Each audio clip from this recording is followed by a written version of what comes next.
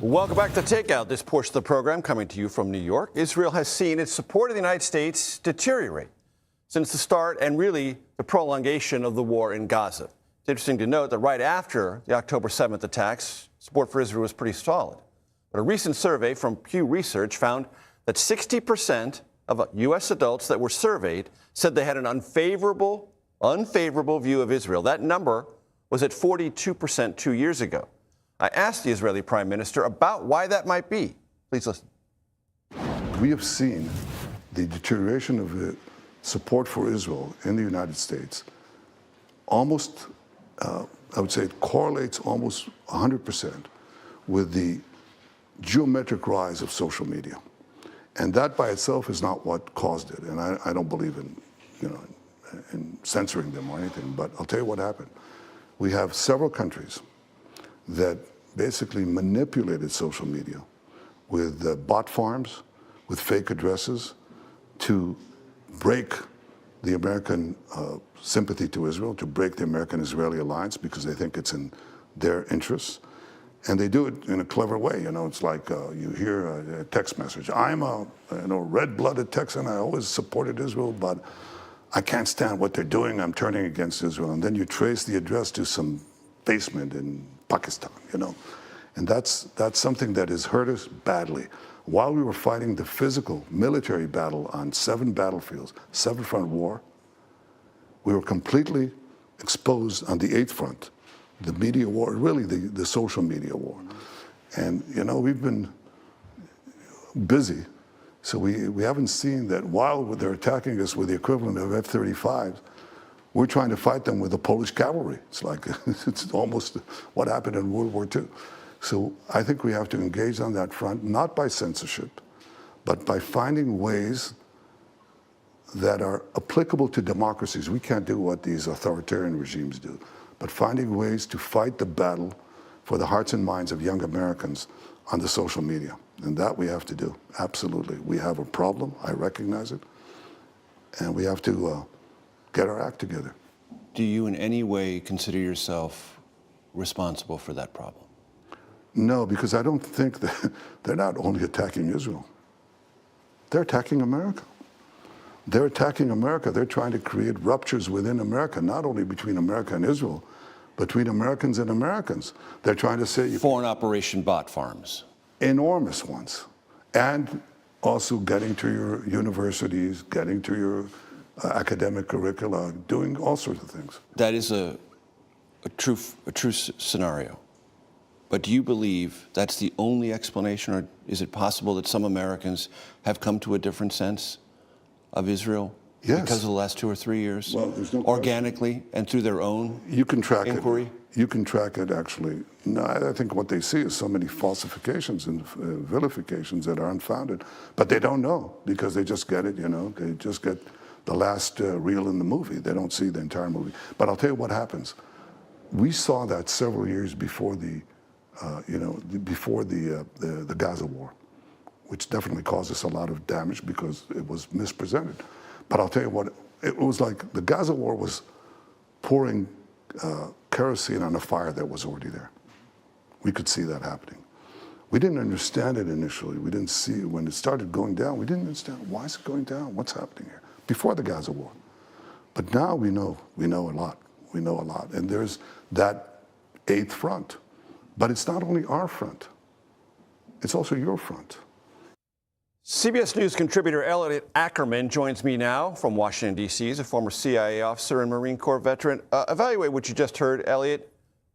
The Prime Minister told me that was the principal problem, not a problem, the principal problem and the principal explanation for the deterioration here in America of support for Israel, social media. Well, I think that the way the Prime Minister speaks about social media, you know, is almost to trivialize it, that this doesn't matter. But I mean, listen, Major, fundamentally, war is a political action.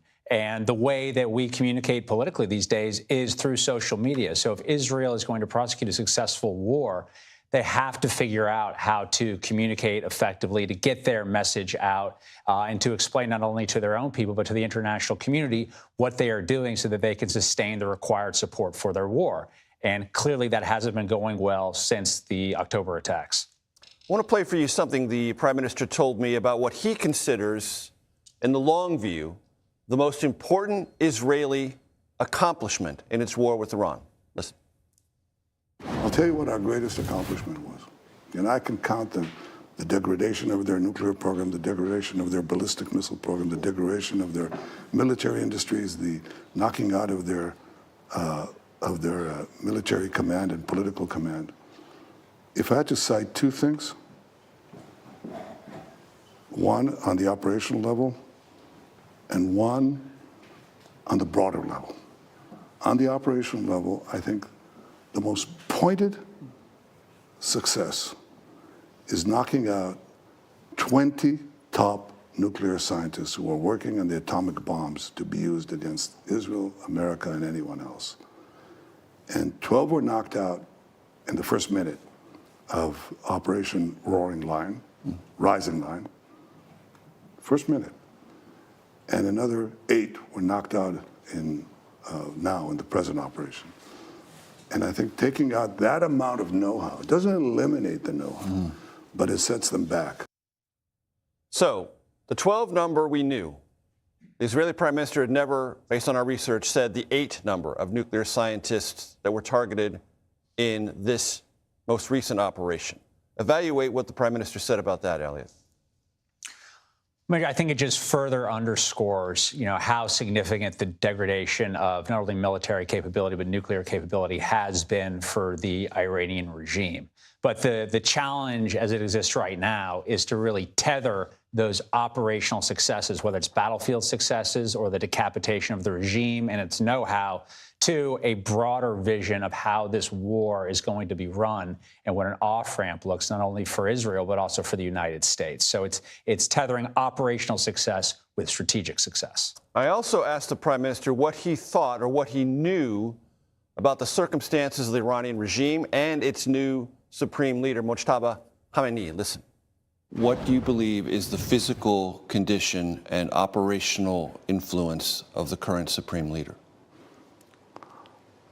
Yeah, if you ask me what his condition is, first of all, if you ask me if he's alive, I think he is alive. His condition is, it's hard to say. He's holed up in some bunker or in some secret place. And I think he's trying to exert his authority. I don't think he has the same authority that his father, the Ayatollah Khamenei, had. I don't think so. That's also creating the disruptions in that regime, and I don't think that's a bad thing. So it's clear the Israelis, who spend a great deal of energy, as you well know, Elliot, trying to understand the inner workings of the Iranian regime, they're still a little bit unsure what's going on right now. That was reflected, at least in my ears, of what the Prime Minister said and couldn't say. Yeah, it seems as if that's right, that Mojtaba Khamenei is very much held up, really operating more as a figurehead, and his intermediaries in the Revolutionary Guards Corps are really the ones making the decisions at this point. But it doesn't mean he's not effective as a figurehead, and in many ways a strategy that really sort of diffuses power throughout the Iranian regime is probably going to be effective for their continued prosecution of the war, but we'll just have to see. Elliot Ackerman, always a pleasure, sir. Thank you. Thank you.